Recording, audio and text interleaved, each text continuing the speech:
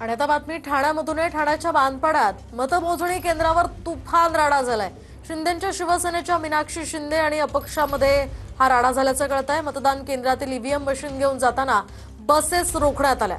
केंद्रावर मीनाक्षी शिंदेंचं मोठ्या संख्येनं शिवसैनिकांनी यावेळी गर्दी केली होती।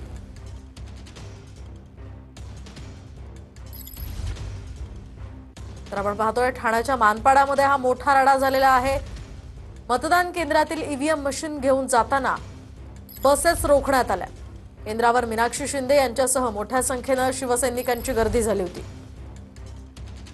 माळकुमची काल्हेरची असतील किंवा भिवंडीची असतील आणि अंजूरची पोरं ही चॉपर आणि तलवारी घेऊन आलेले, म्हणजे ह्यांचा जो मानस होता तो काहीतरी असं इथे विपरीत करून उद्याचा जो निकाल आहे, कारण त्यांना माहिती की ते हरणार आहेत आणि अशा प्रकारे काहीतरी इथे गुंडशाही माजवून त्यांना ते अपयश लपवायचं होतं आणि म्हणून अशा प्रकारे इथे जीवे मारण्याचा कोणाचा तरी प्रयत्न होता त्यांचा आणि म्हणून असे सगळी लोक आलेले आहेत। मला पोलीस प्रशासनाला एवढंच विचारायचं आहे, गावाच्या बाहेरची गुंड आमच्या इथे येतातच कशी, आणि जर आले तर त्यांच्यावरती तुम्ही काय कारवाई करणार आहे? म्हणून भूषण मोहीर समर्थक आहे, त्यांच्याशी आपण बातचीत करणार आहोत। नक्की काय घडलं या ठिकाणी, काय एवढी गजर, नक्की काय प्रकरण, काय घडलं? नक्की गोष्ट अशी आहे की ईव्हीएम मशीन सील केल्यानंतर परत ओपन व्हायला पाहिजे। या पोलिंग एजंटसमोर ईव्हीएम मशीन सील होतात।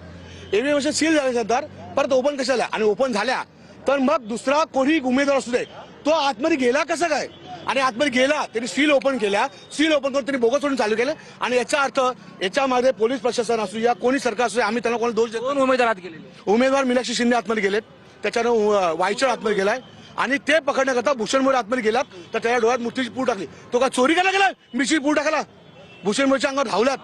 तो का चोर आहे? कोण आहे? भूषण मोहीर हा उमेदवार आहे, आणि त्याची एक मिनिट त्याची व्हिडिओ शूटिंग आहे ईव्हीएम मशीन ओपन करताना। मग मला सांगा की एखाद्या अपक्ष उमेदवारांनी कोणाच्या विरुद्ध अन्यायाविरुद्ध आवाज नाही उचलला पाहिजे ना? अन्यायाविरुद्ध जर आवाज उचललाय त्या डोळ्यात तुम्ही मिरची पूड टाकणार, आणि एखादा व्यक्ती आतमध्ये आहे आणि राजेश शिंदेवर दुनियाभरचे गुन्हे आहेत, तुम्ही पोलीस स्टेशनला चेक करू शकता, मग त्याच्यावर तडीपारची नोटीस का नाही, किंवा त्याच्यावर 159 का नाही, त्याला नोटीस का नाही? मग आमच्याच उमेदवाराला डोळ्यात मिरची पूड कशी टाकला जाईल? नक्कीच त्या ठिकाणी पाहायला गेलं तर पोलीस अधिकारी जे आहेत तिथे समर्थकांना किंवा या गर्दी पांगवण्याचा प्रयत्न करत असल्याचं चित्र आपल्याला या ठिकाणी पाहायला मिळतंय। त्यामुळे आता ही गर्दी कधी बघली हे पाहणं महत्त्वाचं असणार आहे। जितिंगळे, टीव्ही मराठी, ठाणे।